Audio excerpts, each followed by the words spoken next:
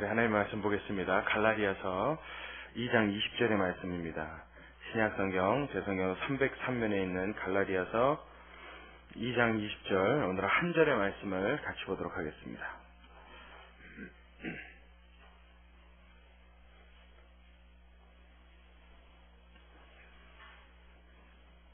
갈라디아서 2장 20절.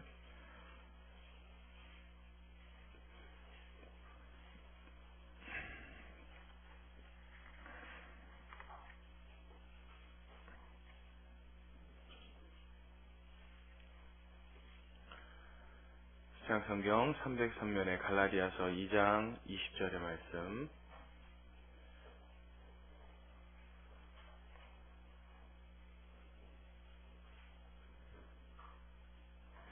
우리 함께 한 목소리로 합독하도록 하겠습니다. 같이 읽습니다. 시작. 내가 그리스도와 함께 십자가에 못 박혔나니 그런즉 이제는 내가 산 것이 아니요 오직 내 안에 그리스도께서 사신 것이라. 이제 내가 육체 가운데 사는 것은 나를 사랑하사 나를 위하여 자기 몸을 버리신 하나님의 아들을 믿는 믿음 안에서 사는 것이라. 아멘. 할렐루야. 자, 오늘 이 말씀이 바울이 자기 일평생을 두고 하나님 앞에 자기 생애를 자기의 신앙과 믿음의 눈으로 돌아봤을 때 자기 자신의 삶을 놓고 나는 어떻게 살고 있다라고 하는 자기 삶에 대한 신앙의 눈으로서의 평가와 진단이라고 우리는 볼 수 있습니다. 바울은 자기 자신을 놓고 그렇게 말했어요. 나는 나의 목표, 나의 이루려는 꿈, 나의 표대를 잡으려고 애쓰는 것이 아니다. 내가 달려갈 길을 다 마치려고 하는 것에는 나의 꿈이나 나의 계획이나 나의 소원이 아니라 오직 살아계신 하나님이 그리스도 예수로 나에게 주신 그 표대를 잡으려고 지금도 다름박질한다. 이렇게 이야기하고 있습니다. 자기 인생이 온전히 전부 다 자기의 목표와 꿈이 아니라 누구의 목표와 꿈? 하나님의 목표와 꿈으로 가득 차 있다라고 이야기합니다. 특히나 오늘 본문의 말씀은 우리가 익숙하게 자주 들었기에 우리의 귀에 익숙할 뿐이지 가만히 말씀을 띄워놓고 생각하고 또 묵상해 보면 이 말씀은 여간 충격적인 말씀이 아닙니다. 그런즉 내가 그리스도와 함께 십자가에 못 박혔나니 그런즉 이제는 내가 산 것이 아니요 내 안에 누가 산다고요? 그리스도께서 사신 것이라. 여러분, 자기 인생을 놓고 이렇게 표현하고 말할 수 있는 사람이 있을까요? 저는 신학 공부를 하고 이 목회를 하기 위해서 하나님의 말씀을 준비하고 배우고 하는 그 배움의 길이 접어선 지가 지금 거의 한 20년 가깝습니다. 한 20년 동안 하나님의 말씀을 배우고 묵상하고 또 가르치기도 하고 또 다시 읽기도 하고 또 연구하고 참 많은 시간 동안 몸부림을 치면서 애썼지만 사실 이 말씀에 대한 깊이를 너는 다 이해하느냐 하고 저한테 누가 묻는다면 저는 오늘 여러분들에게 솔직하게 아직 다 이해를 못하겠어요. 내가 그리스도와 함께 십자가에 못 박혔나니 그런즉 이제는 내가 산 것이 아니요 내 안에 그리스도께서 사신 것이라. 여러분, 이 말씀이 이해가 가십니까? 내가 그리스도와 함께 십자가에 못 박혔다. 내가 십자가에서 죽었다. 이 말의 내용이 무슨 뜻이냐? 이게 무슨 의미냐? 그 의미를 설명하려면 우리 유창하게 잘 설명할 수 있죠. 신학적으로 어떤 의미를 갖고 있냐? 설명하라면 할 수 있지요. 책 몇 권만 읽어봐도 풍부하게 대답할 수 있는 양은 충분히 나옵니다. 하지만 이 말씀 속에 담겨있는 이 말을 고백할 때 그 바울의 심정과 이 심정을 고백하고 난 자의 삶의 모습이 어떠했는가? 과연 어떠한 생각과 어떠한 마음으로 그의 삶은 충만하였는가? 그 깊이를 다 이해할 수 있겠느냐? 저는 죽을 때까지 자신이 없습니다. 어떻게 이 말을 이해할 수 있는지, 그리고 어떻게 이 말을 또한 이해한다는 것은 이 말대로, 이 말씀이 담고 있는 그 의미대로, 그 생각대로 살아가는 것을 의미하는데 과연 정말 그렇게 살 수 있는지 저는 잘 모르겠어요. 아마 제 목회 평생을 다 들여도 정말 이 말씀을 온전히 이해하고 잘 살 수 있을지는 저로서도 미지수입니다. 그죠? 여러분들과 오늘 이 말씀을 통해서 나누고자 하는 하나님의 은혜는 우리가 다 알지 못할지라도 이 말씀의 그 깊이를 정말 바울만큼 깊이 있게 느끼고 그렇게 살아가지 못할지라도 정말 그 일부분만이라도 조금만이라도 우리가 깨닫고 우리의 마음에 느끼고 우리의 삶에 적용시킬 수 있어서 하나님이 기뻐하시고 원하시는 모습의 일부분만이라도 갖출 수 있는 그런 하나님의 큰 은혜가 이 시간 저와 여러분의 마음속에 가득하게 되길 간절히 소원합니다. 이 말씀을 이해하려면 먼저 은혜에 대해서 우리가 좀 먼저 상고해 봐야 합니다. 은혜. 오늘 나 설교가 여지껏 너무나 잘 알고 잘 익히 듣던 말씀들이죠. 단어들도 그렇고 우리가 뭐 어렵게 생각할 만한 내용이 하나도 없습니다. 그래서 여러분 어찌 보면 오늘 설교는 더 우리에게 맹점이 될 수도 있어요. 더 어려운 설교가 될 수도 있습니다. 왜냐하면 익히 들었던 것은 우리의 머릿속에 어떤 작용이 일어나느냐, 나는 저거 다 이미 알아 하고 귀로 들리는데 이것이 마음의 머릿속에 다시 한번 더 깊이 묵상이 되진 않습니다. 여러분 오늘의 이 말씀은 더 마음속 깊이 여러분이 노력하고 애써서 또한 하나님의 성령이 우리의 마음을 붙잡아 주셔서 여러분 가슴에 깊이 박힐 수 있는 또 다시 한번 깨달아질 수 있는 그 은혜가 있기를 소원합니다.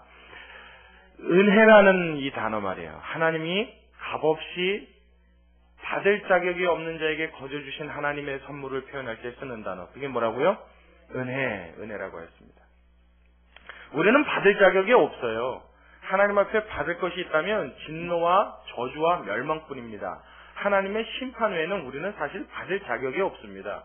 왜요? 하나님께서 우리를 창조하셔서 그는 피조물이 되었고 우리는 피조물이 되었고 그는 조물주가 되었는데 창조자 앞에 피조물들이 죄를 범했어요. 그 뜻을 어기고 원치 않는 길로 행했어요. 그러면 조물주 앞에서 피조물들이 꿈꿀 수 있는 일은 무엇입니까? 심판밖에 없죠. 내가 너를 지었고 너를 창조했는데 내가 내 뜻대로 하지 않으면 내가 너를 없이 하겠다. 이것이 자연스러운 결과고 이치입니다. 근데 하나님께서 우리를 그렇게 대하시고 우리의 인생을 멸하시기엔 하나님이 너무나도 우리를 사랑하셨어요.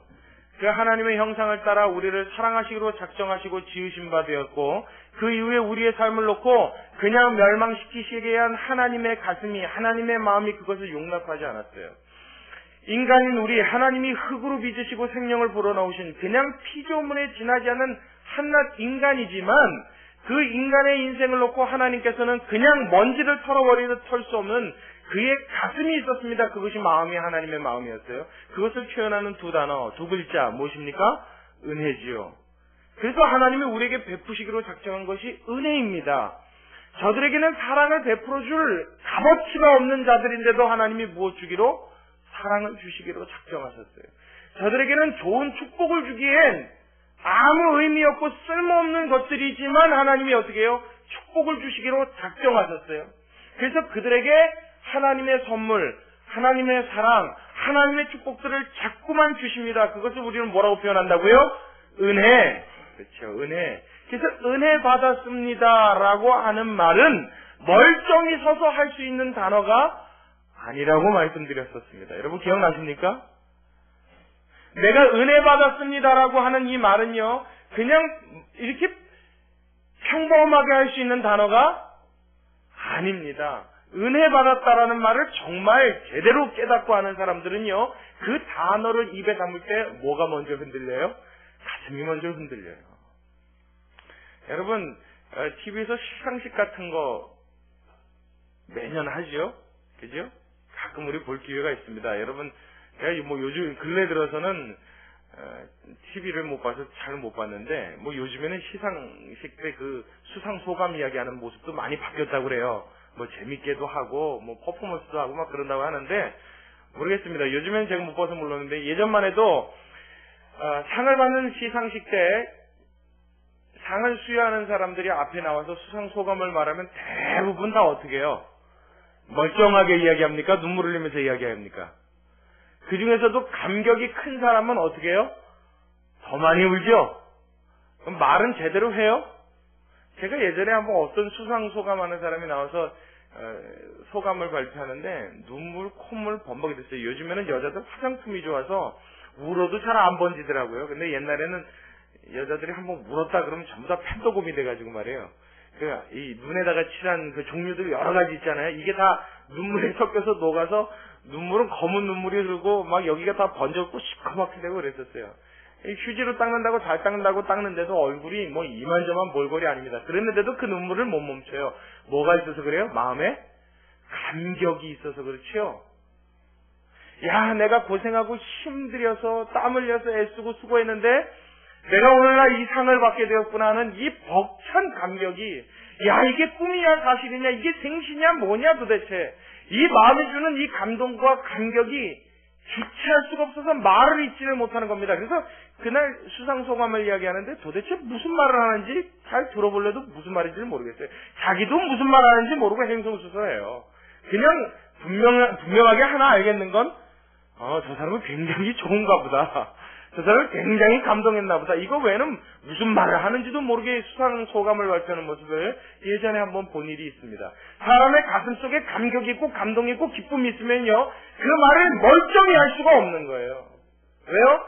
내 말과 이성이 먼저 발동하기 이전에 뭐가 움직여요? 가슴이 움직이기 때문에 그래요. 하나님께 은혜를 받았습니다 하는 이 말은 내 가슴이 움직입니다 하는 말인데, 사실 우리는 대부분 거짓말을 할 때가 많아요. 가슴이 안 움직여지고 있어요. 그런데 은혜 받았대요. 내 머리에 기쁨과 즐거움이 조금 있다고 느껴지면 이걸 은혜인 줄 안단 말이에요. 사실은 우리는 오늘 우리가 함께 읽은 갈라디아서 2장 20절에 나와 있는 나를 사랑하사 나를 위하여 자기 몸을 버리신 하나님의 아들을 믿는 믿음 안에서 나는 살고 있다. 이 벅찬 감격과 은혜의 감동이 내 가슴에 있다. 우리는 이 말 제대로 이해하지 못하고 있는 겁니다. 이 말을 제대로 이해하고 있다면 아마 저와 여러분의 삶 속에 벌써부터 하나님의 영광과 그의 충만함이 나타나고 있을 줄로 믿습니다. 아멘. 이 감격을 제대로 이해하고 이 말씀의 뜻을 제대로 이해해서 내 삶에 적용하고 있는 사람들이라고 한다면 벌써부터 아마 저와 여러분의 모습 속에는 이 하나님의 놀라운 영광이, 하나님의 그 풍성하신 자비가 아마 철철 흘러넘칠 거예요. 여러분, 트로피 상 하나 받는 사람도 그 감격이 얼마나 큰지 그 모습에서 보여요, 안 보여요? 보이잖아요. 그 사람의 모습에서도 이미 이 일에 얼마나 그 사람이 충분히 감격하고 감동하고 있는지가 보입니다. 그리고 여러분, 상 한 번 탄 사람들은 TV에 나올 때도 그 다음에 모습이 같아요, 달라요? 다르죠? 그래서 왜 그 연예인들도 신인 때 모습하고 점점 중견 배우가 될 때의 모습이 점점 틀려집니다. 그것은 노련해지고 익숙해지는 부분도 있겠지만 그만큼 자기의 위치와 자기의 자기의 입지가 달라지고 있다는 것을 몸으로 실감하고 있기 때문에요. 예수님을 믿는다는 것, 신학생활을 한다는 것, 내가 하나님의 자녀가 되었다는 것, 그분이 값없이 나에게 그와 같이 엄청난 은혜를 주셨다는 것을 깨달은 자라면, 그것을 정말 삶 속에 느끼고 절감하고 체험하면서 살아가는 사람들이라고 한다면, 저와 여러분의 삶 속에는, 우리의 모습 속에는 그러한 절감하는 모습들이 애쓰고 노력하지 않아도 자연스럽게 보이고 드러나는 것이 당연한 이치인 줄로 믿습니다. 꼭 누구처럼요? 오늘 본문을 기록했던 바울의 삶처럼. 더 나아가서 하나님의 아들이신 예수님의 그 모습처럼 우리의 모습 속에도 그런 모습이 있어야 될 줄로 믿어요. 할렐루야! 할렐루야! 할렐루야! 이것이 저와 여러분의 가슴에 먼저 1차적인 소원이 되기를 간절히 바랍니다. 제가 예전에 신학교 공부를 하고 몇 년이 안 됐을 때, 이제 21살 막 됐을 때인가 그렇습니다. 군대도 가기 전인데, 우리 박수빈 강도사님하고 저하고 굉장히 친해지게 된 계기가 있습니다. 사실은 신학교를 처음 들어갔을 때 둘의 사이가 그렇게 썩 좋지 않았어요. 왜냐하면 서로가 별로 싫어하는 스타일이었기 때문에 그렇습니다. 박수빈 강도사님 여러분도 다 보셔서 아시죠? 얼굴이 이렇게 곱상하고 좀 얍상하게 생겼잖아요. 저처럼 이렇게 두툼하고 뭉툭한 얼굴하고는 굉장히 판이하게 틀립니다. 그래서 참 이렇게 뭐라 그래야 되죠? 좋게 말하면 곱다 그러고 나쁘게 말한다 그러면 너무 뺀질스럽게 생겼는데 19살에 처음 만난 그 사람은요, 더 고왔어요. 무슨 여자도 아닌데 말이에요. 피부가 뽀얗고 턱은 뾰족해갖고 찌르면 아플 것 같이 생겼는데 얼마나 또 발발거리고 돌아다니는지 학교에서 하여튼 웅성웅성대고 시끄럽다 그러면 그 가운데 하여튼 항상 그분 서 있는 거예요. 하여튼 쉬는 시간마다 클래스에서 수업이 끝나고 학생들이 모여서 깔깔거리고 웃는다 그러면 항상 그 중간에는 그 박수빈 강도사님이 있어요. 하여튼 학교만 왔다 그러면 티가 나요. 막 뭐 안 쑤시고 다니는 데가 없어요. 뭐 어디 하여튼 학교 앞에 나가서 어디 식당을 가도 거기서도 보이고 뭐 어디 상가를 들어가도 거기도 있고 하여튼 동해번쩍 서해번쩍 발발같이 여기저기 자꾸 쑤시고 다니는데 처음에는 저 사람이 신학 공부하러 온 사람이야 뭐 하는 사람이야 싶은 생각이 있어서 좀 거리감이 생기더라고요. 그래서 별로 뜨악했습니다. 그리고 나중에 알고 봤더니 저에 대해서도 굉장히 좀 안 좋게 생각했더라고요. 그래서 왜 내가 안 좋아 보였냐 그랬더니 이건 무슨 형광등도 아니고 껌뻑껌뻑하는 게 무슨 말을 해도 잘 못 알아들을 것 같고 제가 지금하고는 그때가 성격이 좀 많이 틀렸습니다. 그때는 이렇게 흥이 많지가 않았어요. 그래서 무슨 말을 해도 그냥 그런가 보다. 그리고 그냥 조용히 이렇게 지내는 스타일이었었어요. 그러니까 그런 사람 스타일에서 저를 볼 때 생긴 것부터 말하는 거고 행동하는 게 다 답답하죠. 그러니까 고리타분하고 별로 안 좋았었던 그런 사이로 한 몇 개월이 지났어요. 그러다 어느 날 같이 기도원에 봉사를 우연히 하러 가게 된 때가 있었습니다. 뭐 같이 간 건 아니고 저도 따로 가고 그분도 따로 왔는데 그곳에서 만났어요. 하필 같은 기간에 기도원 내에 봉사를 했습니다. 근데 기도원 내 신학생들이 봉사를 하려고 가면 그 기도원은 굉장히 좀 규모가 컸어요. 한번 산상 집회를 하면 몇천 명씩 사람들이 모입니다. 그래서 신학생들이 조를 나눠서 뭐 순찰조가 있고 성전 기름 담당조가 있고 뭐 쓰레기 소각조가 있고 이렇게 조가 있어요. 그래서 이제 순차적으로 돌아갑니다. 시간대에 따라서. 그래서 이렇게 봉사를 하고 있는데 하필 그날 저녁에는 우리 박수빈 강도사님이 그 쓰레기 청소하는 조에 들어가 있었어요. 그리고 이제 막 초겨울이 돼서 이제 막 손 시려워지고 발 시려워질 때입니다. 근데 하필이면 그때 낮에 기도원에 큰 돼지가 2마리가 들어왔어요. 기도원 식구들 먹이라고 누가 이렇게 보내주신 거죠. 근데 기도원에 돼지를 보내주려면 좀 잡아서 이렇게 고기를 주면 좋잖아요. 이게 식당을 가보니까 꿀꿀거리고 있어요. 이게 살아있는 거를 발목만 철사로 묶어놓고 보낸 겁니다. 근데 이걸 어떻게 해요? 먹이려는데. 이게 방법이 없죠. 그래서 신학생들이 동원돼서 그놈을 잡는다고 애를 썼는데 결국은 박수빈 전사님하고 저하고 나이가 제일 어렸기 때문에 저희 몫이 됐어요. 그래서 사투를 벌다가 그 2마리 결국은 잡았습니다. 온몸은 물에 다 뒤집어 썼고요. 그 초겨울의 추운 날씨 이제 막 애는 듯한데 게다가 기도원은 다 산 쪽에 있잖아요. 게다가 산바람이 부니까 더 추운 거예요. 그래서 막 바람이 부는데 그럴 때는 일하는 게 좋아요? 방바닥에 들어가는 게 좋아요? 뜨뜻하게 때는 신학생들, 봉사자들 숙소에 들어가서 얼른 몸을 녹이고 싶은 마음이 있죠. 그래서 열심히 가고 있는데 누가 등을 툭툭 치는 거예요. 그래서 제가 이렇게 뒤를 돌아봤더니 뻔하죠. 박수빈 강도사님이 저를 이렇게 실컷 웃으면서 등을 두들기는 거예요. 근데 그 실컷 웃는 얼굴에 왠지 불안감이 제 마음에 드는 겁니다. 불안한 느낌이 얼른 드는 거예요. 저 사람이 왜 날 보고 저렇게 살갑게 웃지? 저 웃으면은 뭔가 의미가 있는 것 같은데 하는 생각을 했습니다. 근데 아니나 달라요. 마침 자기가 쓰레기 담당으로 청소를 해야 되는데 자기가 사정이 있어서 그러니까 좀 한 번만 바꿔달라는 거예요. 사정이 있답니다.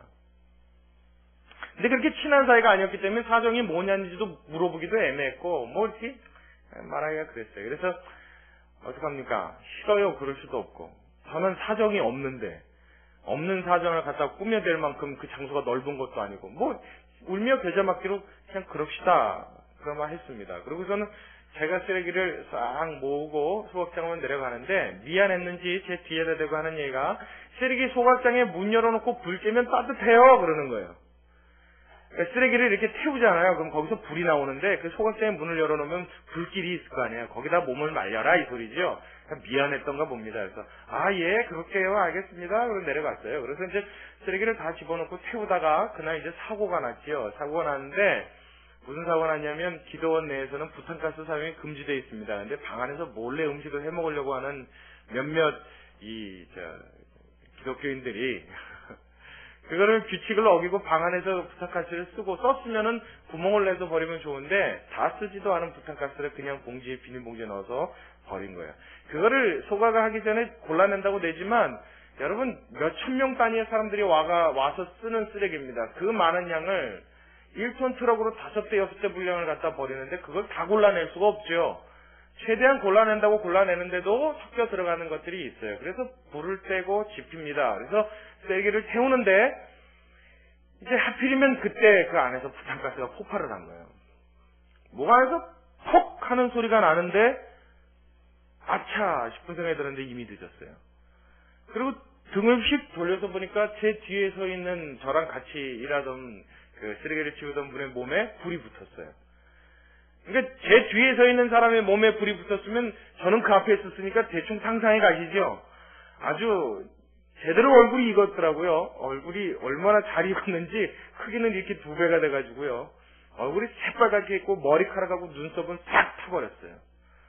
그리고 아마 그때 조금만 더 탔으면 아마 얼굴이 녹았을 거라고 의사가 이야기를 하더라고요. 그러니까 굉장히 심한 화상을 제가 입게 됐습니다. 그러고 나서 사실은 그때 해가 어둑어둑 질 때기 때문에 그렇게 심각한 줄 모르고 숙소로 토목토목 걸어 올라갔어요.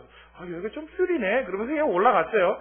그래서 사무실 문을 딱 여는 순간 비명 소리가 으악 들리는데 저 사람들이 왜 그런가 했더니 저를 보고 어이가 없어갖고 말을 못하더라고요. 빨리 들어와서 거울을 보래요. 거울을 보는 순간 저도 비명을 지를 뻔했어요. 얼굴이 얼마나 말이 아니게 익어버렸는지 나 이러고도 살 수 있나 싶을 정도로 얼굴이 흉하게 변했어요. 그리고 조금 찼네, 좀 비었네. 그리고 머리를 이렇게 만졌더니 머리통이 훤하게 다 나오는 거예요. 이게 부스러져서 더 훅훅 떨어지는 거예요. 큰일 났습니다. 막 신학생들이 달려붙고 목사님 뛰어내려오고 난리가 났죠. 뭐 신학생 하나가 구워졌다 막 이러고서 막 급하니까 뭐 얼마나 다쳤는지 뭐 얼마나 뛰었는지 화상 입은지 얘기도 없이 그냥 막 난리가 났어요. 근데 여러분 내가 이 얘기를 여러분들에게 왜 말씀을 드리냐면 이때 가장 놀래고 가장 겁났을 사람이 여러분 누굴까 한번 생각해 보십시오. 박수근 강도사님이었겠죠? 아마 그 양반이 제일 미안하고 제일 겁이 났을 거예요. 그래서 제가 방을 따로 하나 숙소를 배정을 받고 거기 가서 누워 있었습니다. 손도 같이 화상을 입었어요. 얼마나 뜨거운지 계곡물을 3번, 4번 갈아다가 손을 담그고 있는데 한 10분만 지나면 이 계곡물 그 얼음장 같은 물이 데펴져요. 손에 있는 화기가 빠져서 미치가하게 데펴지면 또 물을 갈아오고 그러고서 수발을 들었어요. 너무 그땐 정신이 없고 갈수록 이게 화끈거리고 아프니까 이제 나중에는 무슨 말소리도 잘 안 들리고 정신이 없더라고요. 게다가 이 얼굴 거죽이 다 익어버려서 입을 못 움직이는 거예요. 말을 못 합니다. 이렇게 힘을 줘서 당기려고 그러면 입술이 다 터져버린다는 거예요. 그러니까 말하지 말래요. 그리고 밥을 못 먹어요. 그러니까 처음에 화상 입고 이틀째 되는 날은 음식을 못 씹었어요. 이걸 움직이지를 못하니까 움직였다니 여기가 다 찢어져 버리니까 그냥 움직이지 못하고 미움을 써서 이렇게 흘려 넣어주면 그냥 꿀꺽꿀꺽 생겼습니다. 그러고서 하루 이틀 시간을 보내는데 한 3일째 됐나요? 4일째 됐나? 이제 정신을 조금 차리고 주변을 이렇게 살펴봤는데 그때서야 제 마음에 의문이 들어요. 누가 내 입에 미움도 떠 넣어주고 물도 계속 누가 갈아주고 이렇게 누군가가 뭘 해준 느낌이 나는 거예요. 근데 그때까지는 생각도 못했어요. 이게 누굴까? 누가 이렇게 해주고 있지? 몰랐어요. 그냥 당연히 내가 아프니까 누가 옆에서 이렇게 해주나 보다만 생각했지 몰랐어요. 그런데 정신을 좀 차리고 나니까 누구지? 누가 이렇게 계속 여태까지 며칠 동안 나를 계속 수발을 들어주지? 하는 생각이 들었습니다. 그래서 마침 새 물로 갈아주러 나갔다가 이제 막 들어오고 있는 순간에 그 사람이 누군가 보려고 고개를 이렇게 돌려서 문 쪽을 봤더니 누구였을까요? 박수빈 강사님이더라고요. 제가 이렇게 돌아오면서 저랑 눈이 딱 마주쳤어요. 눈이 마주쳤는데 방 안을 못 들어오고 물을 양동이를 손에다 들고 나를 가만히 쳐다보고 있는데 그 사람 두 손이 막 떨리는 거예요. 제가 그제서야 고개를 돌리고 의식이 좀 제대로 돌아왔다는 걸 알고 눈을 마주치고 눈웃음을 쳐줬더니 그제서야 긴장이 풀린 거예요. 또 물동이를 내려놓고 제 침대 맡에 앉아서 저를 붙들고 울어요. 저는 그 친구 그때 우는 걸 처음 봤어요. 얼마나 우는지 딱 한마디 하더라고요. 미안해. 그리고 멀쩡해지게 다시 좀 살아나서 고마워. 그러고 얘기를 하는 거예요. 그러면서 말을 하는데 그 미안해 고마워 두 글자를 말하는데 그 말도 얼마나 어렵게 하는지 이 사람이 벌써 얼마나 고마워하고 미안해하는지가 그냥 막 전달이 되는 거예요. 그냥 제 가슴에 막 오는 거예요. 그래서 나중에 그거 갖고 제가 뭐 너 때문에 내가 이렇게 했지, 당신 때문에 내가 이런 고생을 했지, 이런 얘기를 할 수 없을 정도로 이미 너무 많은 모습에서 그 미안함과 고마움을 저한테 다 표현을 하고 있는 거예요. 여러분, 제가 오늘 이 얘기를 왜 말씀드렸는지 이해하시겠습니까? 내가 그 사람 때문에 살아날 수 있었다. 그 사람 때문에 대신당했다. 사실은 제가 그 사건이 있을 줄 알고 바꿔준 것도 아니죠. 그냥 단순히 조금 피곤한 것을 대신해주고자 이렇게 바꿔줬던 건데 그런 사고가 있었던 것뿐입니다. 그럼에도 불구하고 그것이 고마워서, 그것이 미안해서, 그것이 안타까워서 그렇게 두 손을 어찌할지 모르고 발발 떠는 것이, 그것이 고마움을 알고 미안함을 아는 사람의 마음이라고 한다면, 이것을 성경 안에서 우리가 다른 용어로 표현하자면 이것이 은혜를 아는 사람의 모습이라고 한다면, 이것이 미안함과 고마움을 표현하는 사람의 모습이라고 한다면, 여러분, 하물며 만왕의 왕이신 하나님의 아들이 나를 대신하여 목숨을 주고 십자가에 죽으셨다는 이 사실을 내가 가슴에 느낄 수 있다고 한다면, 내가 이 사실을 깨달을 수 있다고 한다면, 여러분, 우리는 두 팔과 두 다리에 맥이 풀려서 그 자리에 서 있을 수 없을 겁니다. 아마 그런 모습으로 살아가는 것이 당연한 정상적인 이치리라고 저는 분명히 믿습니다. 아멘. 하나님의 아들이신 그분이 나를 위해서 돌아가셨다고요. 그리고 그분이 나를 위해서 지금도 함께 하신다고요. 여러분, 이것이 은혜란 말입니다. 이것이 감격이고 이것이 감사의 조건이라는 것입니다. 근데 이것이요, 가슴에 잘 아직 느껴지지가 않으니까 우리는 여지껏 같은 모습, 같은 생각으로 살아가고 있는 거예요. 하나님이 우리에게 주셨다라고 말씀하실 때 그 은혜의 깊이와 그 넓이가 얼마나 큰지, 얼마나 대단한지, 이 말씀 속에 담겨있는 바울의 감격, 그에게 감격을 주셨던 이 하나님의 신한 감동이 우리의 가슴에도, 우리의 이 메마른 가슴팍에도 다시 한번 경종을 울릴 수 있고, 우리의 그 메마른 땅을 두드려서 부술 수 있는 하나님의 놀라운 힘찬 하나님의 역동하는 역사가 이 시간 우리의 가슴에 있기를 다시 한번 주님의 이름으로 축원합니다. 이걸 우리가 느낄 수 있어야 돼요. 그래서 우리의 가슴 속에 이 십자가, 예수님의 십자가만 생각하면, 나를 위해 돌아가신 그 십자가만 생각하면 우리의 가슴 안에서 말로 형용할 수 없는 그 벅참이 있어야 합니다. 여러분, 어떤 종교도 사람을 틀에다가 잡아서 죽이는 이 사형 도구를 형상화해서 종교의 상징물을 삼는 데가 없습니다. 유대교는 다윗의 별, 삼각형 두 개 거꾸로 해놓은 거 여러분 아시죠? 그 다윗의 별이 유대교의 상징입니다. 그리고 회교는 초승달이 상징이지요. 불교는 뭐가 상징이에요? 연꽃이 상징이죠. 그래서 부처님 오신 날 그러면 길거리마다 쭉 그 연꽃 매달아 놓죠. 근데 유독 기독교만 뭐가 상징이에요? 십자가요. 여러분, 우리 주변에 혹시 지금도 미국이나 어디 등지에서 이렇게 사형도구로 사용되어지는 교수형이 시험하는 밧줄 같은 거 말이에요. 그런 거 여러분 상징물로 했고 목에 걸고 다니고 그런 거 보신 적 있습니까? 사람 사형시키는 장면, 교수형 처하고 총살시키는 그 장면을 사진을 찍어서 명함 뒤에 새겨서 들고 다니는 사람들 봤습니까? 우리는 예수님 믿는 사람들 중에는 명함 뒤에다가 예수님 사진, 십자가 달리신 사진들을 이렇게 붙여놓고 그런 사람들 많이 있잖아요. 그죠? 우리가 그 주님이 주신 죽으심과 그 부활에 대한 내용이 뭔지도 제대로 이해를 못하고 사용하고 있어요. 그것을 바라보면서도 뭔지를 잘 몰라요. 우리 뒤편에 달려있는 이 십자가의 모습이요, 불 들어와 있고 예쁜 나무로 멋지게 장식이 되어 있으니까 이것이 그냥 하나의 상징물이고 조형물인 것 같습니까? 이것은 여러분 흉측하기 이를 데 없는 사람을 죽이는 살인도구입니다. 근데 유독 이 살인도구가 기독교에는 상징화되어 있고 이것이 상징물로 사용되고 있어요. 무엇 때문에요? 우리의 가슴 속에 그만큼 예수님의 죽으심을 새기라는 겁니다. 그만큼 예수님의 죽으심과 나 때문에 당하신 예수님의 고난을 가슴에 새기고 생각하라고 하는 그 깊은 의미가 있는 것입니다. 이 십자가를 우리의 가슴 속에 새기고 바라보고 이 십자가 안에서 하나님이 주시는 은혜를 느낄 때 저와 여러분의 삶 속에는 정말 새로운 살길과 큰 힘이 넘치게 되는 줄로 믿으시기 바랍니다. 여러분, 제가 가끔가다 설교 시간에 인용하는 안희숙 사모라는 분 여러분 아시죠? 죽으면 죽으리라. 그거 그 책 쓰셨던 아주 유명한 분입니다. 그 안희숙 사모님이 하셨던 말씀 중에 그분의 책을 이렇게 읽다 보면요, 구구절절이 정말 기가 막혀서 말이 안 나옵니다. 여러분 정말 꼭 한번 읽어보셨으면 좋겠어요. 그 책 내용에 보면 이런 이야기가 있어요. 그가 그 감옥에 갇혀서 숱한 고문을 당하고 아주 험난한 그 시간을 보냈을 때 그 감옥은 춥기가 이루 말을 할 수 없답니다. 얼마나 춥고 얼마나 애이는지 한참 추울 때 특히나 낮에 해가 들지 않는 그런 시간에 저녁 때나 오전 이럴 때는 벽 쪽에 가서 손을 대거나 이 맨살을 대면 안 됩니다. 안 된다고 합니다. 왜냐하면 너무 날씨가 차가워서 살얼음이 껴있기 때문에 가서 대면 그냥 살이 붙어버린대요. 그러니까 벽 쪽으로는 절대 붙어서는 안 되는 그런 아주 추운 감옥에서 생활을 했지요.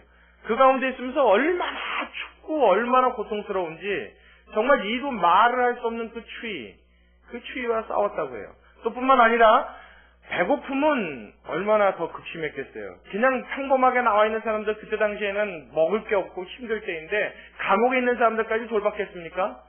못 먹는 날이 먹는 날보다 훨씬 많죠. 밥 굶는 게 정말 말 그대로 밥 먹듯 하던 아마 그런 시간이고 상황이었을 겁니다. 그런 감옥에서 그렇게 배고픔과 그렇게 추위와 싸웠는데 얼마나 극도로 힘들고 괴로운지 그 괴로움을 이루 말로 형언을 할 수가 없었다고 해요. 그런 내용들이 책에 자세히 설명이 되어 있습니다. 근데 제가 오늘 말씀드리고 싶은 것은 무엇이냐면 그러한 상황 속에서 안희숙 사모님이 했던 말 중에 가장 제 인상에 기억에 남는 것이 나는 그 추위와 싸우면서 단 한 번도 그 추위 때문에 울어본 적이 없다 그럽니다. 뿐만 아니라 나는 그 극한 배고픔인 상황에서 정말 기운이 없고 힘이 없어서 손가락 하나 들 기운도 없을 이 손가락 하나 움직일 기운조차 없을 그 순간에도 그 배고픔 때문에는 한 번도 내가 눈물을 흘려본 일이 없다. 그렇게 이야기를 해요. 그런데 내가 감옥에 있을 때 가장 많이 울었던 때는 언제냐면 예수님의 십자가가 생각나서 그분의 죽으심이 내 가슴을 울릴 때 자기는 감옥 안에서 울고 또 울었답니다. 뿐만 아니라 더 기가 막힌 이야기는 그 다음 편에 나와요. 뭐라 그러냐면 내가 울 때 날씨가 좀 따뜻한 날은 괜찮았는데 그냥 막 울어도 괜찮은데 날씨가 추워지자 이 우는 일조차 참 나에겐 너무나 고통스럽고 힘든 일이 되어버렸다는 거예요. 왜냐하면 날씨가 너무 추운데 울었더니 눈물이 나오다가 눈가에서 얼어붙어 버린 거예요. 그래서 눈이 얼어서 나중엔 이 얼음을 떼내려고 하면 눈이 짓무른 데다가 얼어붙은 데다가 이게 동상이 들어보니까 다 찢어지고 다 갈라져서 이 눈물 한 방울 흘리는 것이 얼마나 고통스럽고 힘들었는지 날씨가 추워지니까 우는 것조차도 사실 자기 몸에 큰 고통으로 다가왔다는 이야기를 그 책에 자세히 묘사를 하고 있습니다. 제가 그걸 보면서 참 기가 막혀서 말이 안 나오더라고요. 이 사람은 믿는 하나님과 내가 믿는 하나님은 같은 하나님인데 이 사람이 아는 예수님과 내가 아는 예수님은 같은 예수님인데 왜 나는 이분처럼 이렇게 예수님의 십자가의 감격과 감동에 젖어 살지 못하고 왜 이 사람은 누구길래 이 여자는 도대체 뭐 하는 여자길래 이런 극한 상황에 이 감옥 속에서조차도 예수님의 십자가만 생각하면 그 추운 날씨에 얼어붙는 눈을 하면서까지 울 수밖에 없었는가? 그 감동이 그렇게 가슴에 절절히 와닿는가? 무엇 때문입니까? 그는 가슴에 십자가를 새기고 예수님의 십자가를 그리며 살아갔던 사람이라는 차이가 있다는 것입니다. 여러분, 우리가 예수님의 은혜를 깨닫고 그것을 바로 안다고 한다면 우리의 걸음 삶의 그 현장에서 예수님의 은혜와 하나님의 사랑이 묻어나고 보여줄 수밖에 없는 이 은혜, 여러분 우리 모두가 공감할 수 있게 될 줄로 믿습니다. 이 모두가 저와 여러분의 상식이 되어지는 하나님의 축복이 임하시길 주님의 이름으로 축원합니다. 여러분, 이 은혜를 만끽하게 되면요 놀라운 삶의 변화가 일어납니다. 어떤 삶의 변화가 일어나느냐? 감사해서 감격해서 손발을 떠는 것은 당연한 일이려니와 단순히 우리 손발 떨고 살자고 오늘 제가 이 말씀 드리는 게 아니죠. 어떤 큰 변화가 일어나느냐? 오늘 바울은 이 고백을 한 자신의 삶을 회고할 때 그의 모습 속에서 가장 큰 변화를 주는 모습을 우리에게 하나 소개해주고 있습니다. 그는 과거에 굉장히 큰 권력과 부와 명예를 자랑하던 사람입니다. 그는 아쉬울 게 없었고 남부러울 게 없었던 사람입니다. 외형적인 조건과 인간적인 조건으로 모든 것을 다 갖췄다고 해도 과언이 아닌 사람이었습니다. 그에게 단 한 가지 열정과 열망이 있었다고 한다면 그의 인생을 통하여 하나님 앞에 기쁨이 되고 하나님 앞에 영광을 돌리는 일이었어요. 그래서 예수님을 알기 전에도 그는 하나님 앞에 열심히 특식했었지요. 말을 타고 다니면서 온 교회를 다니면서 지하교회를 찾아다니면서 숨어있는 그리스도인들을 잡아다가 이단이라고 생각했던 그들을 하나님 앞에 처형시키는 것만이 하나님의 영광을 위한 길이라고 생각하고 그는 최선을 다해 열심히 살았던 사람입니다. 근데 그 사람이 예수님을 알고 예수님의 십자가가 무엇인지 알고 그의 죽으심과 부활을 깨닫고 난 다음에 가장 먼저 일어난 삶의 변화는 이 모든 것들을 내놓았다는 거예요. 이 모든 것들을 하나님 앞에 내려놨다는 거예요. 자, 여러분, 한번 이 질문에 대답을 해보시기 바랍니다. 여러분, 돈 갖고 살던 사람이 돈 없어지면 살 수 있습니까? 우리 교회엔 2명밖에 없습니까? 여러분, 다 대답하십시오. 자, 돈 갖고 살던 사람이 돈 없으면 살 수 있습니까? 없죠. 명예 갖고 살던 사람이 명예 떨어지면 살 수 있나요? 없습니다. 자식 믿고 살던 사람이 자식 먼저 앞세우면 여러분 살 수 있어요? 미치죠? 제정신이 아닙니다. 여러분 어떤 것일지라도 내가 내 인생에 있어서 믿고 살고 붙들고 살아가던 사람이 그것을 놓치고 나면 그건 삶의 가장 큰 위기가 되는 것입니다. 그렇죠? 더 이상 내가 살아가야 될 삶의 의미와 목표를 상실해버리는 삶이 돼요. 그런데 그는 예수님을 알고 나서 누가 빼앗아간 것이 아니라 그 스스로가 예전에 갖고 있던 모든 삶의 조건들과 자신이 갖고 있었던 모든 누리던 것들을 다 어떻게 해요? 배설물로 여기고 내려놨다 이렇게 말합니다. 하나님의 영광을 위한 길은 오직 이 길이라고 믿었던 자신의 신앙에 관련된 신념조차도 어떻게 해요? 말씀 안에서 내려놔버렸어요. 다 포기했어요. 그리고 그의 삶이 여러분 엉망진창이 되었나요? 망가져버렸나요? 못 사는 삶이 되었나요? 아니요. 이전보다 더 힘있고 더 능력있고 심지어는 바울이 지나갈 때 그의 그림자 만나면 어떤 기적이 일어났다고요? 병자들이 일어나고 귀신이 도망가는 일이 있었다고요. 할렐루야! 그의 새로운 인생에 다시 넘치는 에너지로 그의 삶이 가득하게 채워진 줄로 믿으시기 바랍니다. 어떤 일이 있었다고요? 인생의 변화가 일어나 버렸다고요. 예전에 살고 있었던 삶의 주된 목적을 내려놓고도 아니요. 그것을 내려놨기에 어찌 보면 이보다 더 큰 힘과 더 큰 능력과 더 큰 영광으로 살 수 있는 사람을 뒤바뀌어 버렸어요. 이게 뭐예요? 예수님의 십자가를 아는 은혜의 힘입니다. 할렐루야! 할렐루야! 예전엔 돈 없으면 벌벌 떨었던 사람이 이 십자가의 은혜를 알고 나면 그것 없이도 이때보다 더 큰 힘으로 살 수 있는 삶의 힘이 생긴단 말이에요. 아멘! 이게 주님이 십자가에서 우리에게 주시는 삶의 직접적인 은혜입니다. 직접적인 하나님이 공급해 주시는 축복입니다. 예전에 자식 없으면 벌벌 떨던 사람이 하나님의 그 십자가와 예수님의 그 희생을 알고 나면요. 자식에 대해서 자유할 수 있는 일이 생기기 시작합니다. 그 자녀를 누가 주셨어요? 하나님이에요. 그 자녀와 내가 살 수 있도록 예수님이 십자가에 달려 죽으셨다고요. 그러니 마음속에 만만해지는 거예요. 인생이요. 담대해지기 시작하는 겁니다. 내 인생을 살아갈 수 있는 힘이 어디서부터 다시 와요? 하나님으로부터, 예수 그리스도의 십자가로부터 다시 새롭게 공급되는 것을 느끼게 되는 것입니다. 할렐루야! 할렐루야! 그래서 그가 자신이 여지껏 살아왔던 삶의 모든 것들을 내려놓고도 포기하고도 더 이상 기운을 잃지 않고 살 수 있는 그 힘이 하나님의 그 주신 축복과 은혜로부터 다시 쏟아지기 시작했어요. 그게 바울의 삶 속의 가장 놀라운 변화입니다. 우리는 어떻습니까, 여러분? 우리는 살아가면서 우리의 마음속에 목표가 되어 있고 꿈이 되어 있는 것이 무엇이 있습니까? 아직도 더 큰 집입니까? 아직도 더 많은 재산입니까? 아직도 가족들의 단란함입니까? 아직도 내 직장에서의 나의 높은 지위와 많은 월급입니까? 여러분 그리스도 예수 안에서 이 모든 것들로부터 자유할 수 있는 마음이 생기시길 주님의 이름으로 축원합니다. 이런 것들을 여러분 우리가 정복하고 극복할 수 있을 때 여러분 삶에 필요한 모든 조건들을 하나님께서 우리에게 가르쳐 주신 놀라운 은혜도 우리가 체험하게 되는 줄로 믿습니다. 필요하지요. 다 필요한 것들입니다. 근데 하나님이 오죽 답답하셨으면 너희에게 이와 같은 것들이 있어야 될 줄 너희 천부께서는 어떻게 하신다고요? 아시느니라. 하나님도 알고 있단 말이에요. 근데 우리가 마음 뺏겨요. 그 마음 뺏긴 덕분에 뭘 잊어버려요? 예수님 십자가에서의 예수님을 잊어버립니다. 우리 지난주에 부활주일을 지냈어요. 그 지난주가 고난주일입니다. 고난주와 부활주일을 지낸 지 이제 한 주 지났습니다. 여러분 가슴에 부활하신 예수님의 감격이 아직도 있습니까?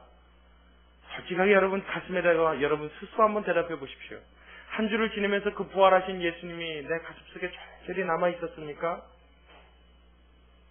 그 주님이 나에게 주신 그 은혜 때문에 저와 여러분의 가슴이 아직도 울리고 있나요? 여러분 이 신앙의 자세를 우리 모두 회복할 수 있기를, 아니 아직 가져본 일이 없는 자라면 이 시간 이 감격과 감동을 가질 수 있는 저와 여러분이 되시길 주님의 이름으로 축원합니다. 할렐루야. 이게 여러분 신앙인의 바른 모습, 바른 삶, 바른 신앙 자세 아닐까요? 이 예수님의 십자가를 잃어버리고 우리가 무슨 삶을 살 수 있겠습니까? 두 번째로 이 십자가의 은혜를 깨닫고 이 은혜를 깨닫는 사람이라고 한다면 삶에 넘치는 힘뿐만 아니라 하나님 앞에 거룩을 유지할 수 있는 영적인 능력이 나타나게 되는 줄로 믿습니다. 바울은 그의 삶 속에 있어서 가장 하나님 앞에 어렵고 힘든 순간이 있었을 때 복음을 전하다가 옥에 갇히고 복음을 전하다가 매를 맞고 복음을 전하다가 광주리에 달려서 절벽 밑으로 도망을 치고 복음을 전하다가 당하는 그 수많은 순환과 고난과 역경 속에서도 그는 신앙인으로서의 자존심을 버리지 않았던 사람입니다. 그가 대단해서였을까요? 바울이라는 사람이 위대한 사람이었을까요? 아니요, 천만에요. 그가 붙들고 믿었던 예수님의 십자가로부터 그 힘과 능력이 나왔기 때문인 줄로 믿으시기 바랍니다. 우리도 그 은혜에 만끽하며 살아가면, 그 예수님의 십자가의 은혜에 젖어 살아가면 우리의 삶 속에서 이 거룩을 지킬 수 있는 하나님의 숭고한 능력이 나타나게 된단 말이에요. 그거는 사람이 주는 것이 아니고 사람의 노력으로 되는 것이 아닙니다. 만일 그 사람이 괜찮아서 그 사람이 해낼 수 있는 일을 한다면 여러분 그건 기독교가 아니죠. 그건 자신의 수행 능력에 따라서 자신의 어떤 도 닦은 정도에 따라서 나타나는 실력이 될 수밖에 없겠죠. 하나님 앞에서의 영적인 능력과 거룩함을 나타내는 것은 여러분 사람으로부터 그 힘과 능력이 나오는 것이 아니라 속에서부터 우러나는 하나님의 능력이 그에게 나타날 때 그것이 나타나고 유지될 수 있는 줄로 믿으시기 바랍니다. 저와 여러분의 개인의 능력과는 별개라는 거예요. 내가 거룩해지고 싶다고 여러분 거룩해집니까? 내가 바르게 살고 싶다고 여러분 바르게 살아집니까? 여러분 이 세상에서 그것이 가능해요? 당장 바르게 살려고 한번 노력해 보십시오. 그렇게 살아지나? 제가 굳이나 예를 들어 설명하지 않아도 여러분 다 경험하시고 여러분 현재 삶 속에 겪는 일들이니까 다 이해하실 겁니다. 안 된단 말이에요. 안 된다고요. 내 힘과 내 능력으로 노력해 본들 그것이 제대로 될 리가 만무하죠. 아무리 애를 써보고 아무리 용트림을 써봐도 안 됩니다. 그저 우리의 노력이고 용트림일 뿐이죠. 정말 하나님의 거룩과 정말 신령한 하나님의 능력이 나타나는 것은 내가 하나님의 은혜에 깊이 젖어 들어갈 때 그것이 나의 가슴에 감동으로 있을 때 그 감격이 나를 꽉 채울 때 속에서부터 하나님의 능력이 우러나므로 나타나는 것인 줄로 믿으시기 바랍니다. 여러분 나는 포도나무에 예수님 말씀에 나는 포도나무여 너희는 뭐라 그랬어요? 가지니. 다시요. 예수님은 포도나무여 우리는 뭐라고요? 가지요. 가지는 뭐 하는 거예요? 가지지요 뭐. 가지가 뭐 하는 거 봤어요? 여러분 근데 포도가 열매를 맺을 땐 포도나무 몸체에 맺혀요? 가지에 맺혀요? 참 희한하죠? 예수님이 포도나무고 우리가 가지인데 포도가 맺히면 예수님한테 갖고 맺힐 것 같아요. 근데 아닌 가지인 우리들에게 와서 맺힙니다. 그렇죠? 근데 여러분 잘 생각해 보세요. 포도나무가 그 가지가 포도를 맺으려고 뭐 하는 거 있습니까? 뭐 우리가 못 보는 속에서야 뭔가를 하겠죠. 뭐 양분도 빨아먹고 모으고 저장하고 하겠죠. 근데 이렇게 보기에 가지가 뭐 해요? 안 하죠. 그가 하는 건 뭐밖에 없어요? 가지 나무에 가서 붙어 있는 것밖에 없어요. 그냥 가만히 붙어 있으면 몸체에서 영양분 알아서 빨아 올려주고 공급해 줍니다. 그러면 가지는 뭐예요? 그거 받아서 꽃 피우고 꽃 때가 되면 꽃 떨어지고 난 자리에 열매 맺혀서 때가 되면 익히는 것밖에 없어요. 그냥 가만히 있는 겁니다. 그 대신 뭐 하고 있어요? 몸이신 예수 그리스도 포도나무 본체에 가서 붙어 있는 거예요. 아멘. 아멘. 가진 저와 여러분이 거룩을 나타내고 싶다고요. 성령의 9가지 열매를 맺히고 싶다고요. 하나님의 사람답게 사는 모습이 좀 막 보였으면 좋겠다고요. 가지가 열매를 맺어보려고 막 진짜 그런다고 열매가 맺어져요? 안 된다고요. 거룩한 삶은, 성결한 삶은, 능력 있는 영적인 삶은 노력으로 나타나는 것이 아니라 예수 그리스도의 십자가에 내가 붙어있을 때, 그 은혜에 젖을 때 저절로 나타나게 되는 줄로 믿으시기 바랍니다. 아멘. 이게 여러분 신앙인이 추구해야 될 일입니다. 원해야 될 일이에요. 그러니까 여러분 오늘부터 이 집에 가시면 해야 될 일이 있어요. 하루에 한 번씩 주님의 십자가 생각하기. 할렐루야. 할렐루야. 자, 하실 분만 하면 아멘 해보세요. 여러분, 제가 어저께 기독병원에 가서 설교하면서 그런 얘기를 했어요. 환우분들한테. 여러분, 제가 목회자로서 우리 교회가 개척교회입니다. 그렇게 말씀드렸어요. 우리 유집사님 그 자리에 계셨죠? 네, 들으셨을 거예요. 여러분, 제가 우리 교회를 큰 대형교회로 키우고 싶은 꿈이 있을까요? 없을까요? 그랬더니 할머니들이 다 뭐라고 그랬게요? 아, 있어요! 그러시더라고요. 그래서 제가 설교를 한바탕 다 하고 나서 나중에 다시 물었어요. 자, 다시요. 제가 교회를 크게 키우고자 하는 꿈이 있을까요? 없을까요? 그랬더니 그래도 한 2분이 있어요! 그러시더라고요. 그래서 제가 뭐라 했냐면 아직도 있어요! 그랬어요. 제가 어제 말씀을 전하고 난 다음에 분명히 그 환우분들한테 말씀을 드렸어요. 저는 목회를 하면서 제 마음속에 꿈은 딱 하나밖에 없습니다. 이 교회가 대형교회가 되고 버스가 많아지는 교회 천만의 말씀요. 저는 관심도 없습니다. 그랬어요.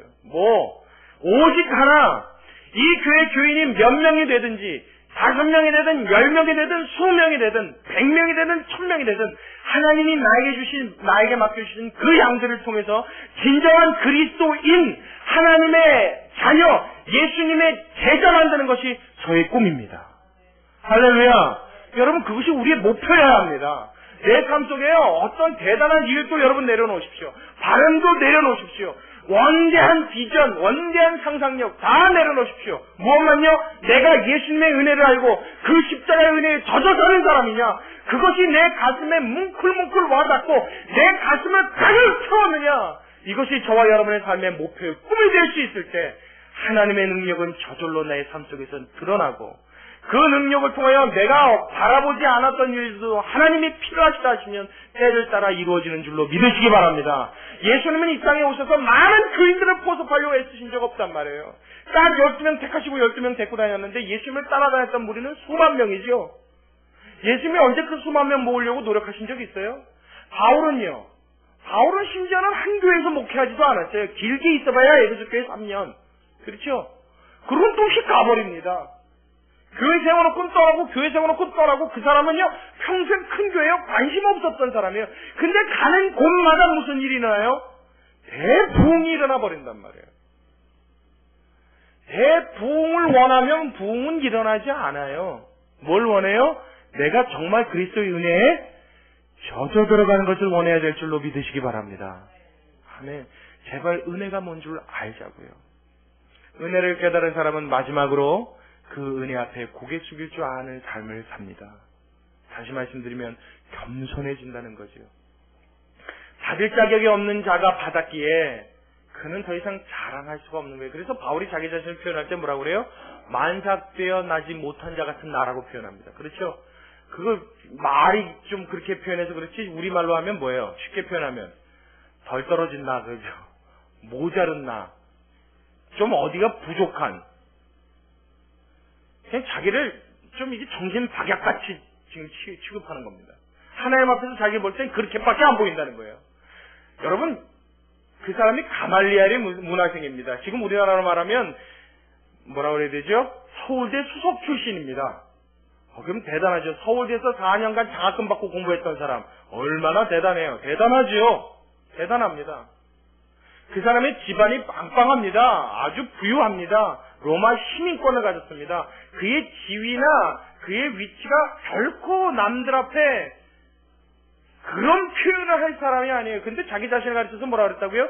만삭되어 나지 못한 자다 이렇게 표현했다고요. 하나님 앞에 겸손이 제대로 나타나기 시작하는 거죠. 이건 겸손을 떠오는 게 아니라 겸손에 진 겁니다. 겸손한 척하는 게 아니라 겸손에 진 거예요. 하나님 앞에 정말 자기 자신이 얼마나 보잘것없는 자인지를 다시 발견한 겁니다. 왜요? 무엇을 받기 때문에? 예수님의 십자가를 받기 때문에. 그 은혜를 알았기 때문에 그 은혜 앞에 내 자신이 얼마나 나약하고 초라한 존재였는지를 제대로 깨닫기 시작한 것입니다. 여러분, 우리에게도 이와 같은 은혜가 있어야 될 줄로 믿습니다. 교회 보면요, 목에 힘 잔뜩 주는 사람들이 얼마나 많은가 몰라요. 오래 다녔다는 사람들일수록 그래요. 목사라고 하는 사람부터 그래요. 지위가 직분이 우리가 아는 바로 조금 높다. 높긴 뭐 높아요. 우리가 아는 것대로 반대로 생각해야 되죠. 우리가 아는 직분, 집사, 권사, 그 위에 장로, 목사, 아니요, 이거는 우리 역으로 생각해야 됩니다. 가면 갈수록 낮아지는 직분이에요. 더 낮아지라고 주신 직분이에요. 근데도 불구하고 우리는 그게 자꾸 뭔가 순서가 있다고 생각해요. 교회 장로쯤 되면요, 그 사람 그려봐라 그러면 그림이요, 이렇게 뒤로 휩니다. 이게 하도 뒤로 이렇게 넘어가서. 옆모습 그려봐라 그러면 곳곳이 그리지 않고 아마 이렇게 뒤로 그려놓을 거예요. 하도 이러고 다녀서. 그 허리에 디스크 안 생깁니까? 좀 숙일 줄 알아야죠. 벼는 익으면 뭐 한다고요? 고개를 숙인다고요? 알기는 잘 알아요. 들으면 들을수록, 알면 알수록, 성숙하면 성숙할수록, 되면 될수록 섬기고 낮아지는 것이 마땅한 일인데, 이놈의 기독교는 도대체 어떻게 된 게, 알면 알수록, 은혜를 받았다고 하면 받았다고 할수록 고개가 점점 뒤로 자빠지냔 말이에요. 근데 이 안에 하나님의 은혜가 있겠어요? 하나님의 능력이 있겠어요? 이 속에 하나님의 그 크신 일이 일어나겠느냔 말이에요. 여러분, 헌신된 한 사람, 하나님 앞에 이 은혜를 깨달은 한 사람을 통하여 하나님은 기적을 일으키기 원하시는 줄로 믿으시기 바랍니다. 그 주인공이 저와 여러분이 되시길 주님의 이름으로 축원합니다. 가슴이 답답해요. 저부터 그게 온전히 잘 안 되고 있어요. 하나님이 이 시간 우리 분일교회 모두에게 은혜 주셔서 이 부족한 하나님의 종 목사로부터 시작하여서 하나님의 사랑받는 모든 성도들의 얘기까지 이 그리스도의 십자가의 은혜를 알고 이 은혜에 감격하고 이 은혜에 곧부러지는 일이 우리의 가슴 속에 일어나게 되시길 다시 한번 주님의 이름으로 축원합니다. 다시 한번 주의 이름으로 축원합니다. 우리 같이 기도하겠습니다. 고마우신 아버지, 참으로 감사를 드립니다. 하나님, 우리 인생의 여정 중에 하나님 여지껏 내 인생 내 방식대로, 내 걸음대로, 내 뜻대로, 내 발걸음으로 살아왔는데 하나님, 주의 말씀은 주의 은혜로 살라 말씀하십니다. 그 주님이 은혜 주시는 십자가의 은혜를 깨닫고 감격과 감사하며 살라 말씀하십니다. 그럴 때 겸손한 삶, 거룩하고 성결한 삶, 또 삶의 기본적인 힘과 능력을 받아 힘있는 삶을 살게 될 줄로 믿사오니 하나님, 이 모든 삶의 축복들이 우리의 삶에 이루어지게 하여 주옵시고 하나님이 이 말씀을 가슴속에 잘 새기고 다시 한번 가슴속 깊이 새겨놓아 하나님 십자가의 은혜만 생각하면 손발이 떨리는, 내 가슴이 떨리는, 눈물이나 참을 수 없는 하나님이 격정의 신앙생활이 우리에게 있을 수 있도록 하나님 은혜 베풀어 주시옵소서. 하나님, 지난주에 우리 부활주의를 보냈습니다. 바로 그 전주에 고난주의를 보냈습니다. 그럼에도 하나님, 우리의 가슴에 그 예수님의 감격과 감사가 하나님 너무나도 미미하게 남아있는 것을 발견합니다. 하나님, 말하지 않아도, 아니 말하면 너무나 큰 울음을 우려버릴까봐 조심스러워서 입에도 담지 못하는 그 주님의 십자가, 예수님의 그 죽으심과 은혜, 하나님 우리의 가슴에 철저히 맺힐 수 있도록 다시 한번 이 시간 주님의 은혜 내려주시옵시고 그 주님의 큰 축복을 우리에게 허락하여 주시옵소서. 하나님 놀라운 은혜와 하나님의 축복을 다시 한번 기대하오며 다시 한번 주님 앞에 간곡히 기도드리오며 살아계신 예수님의 이름으로 기도하옵나이다. 아멘.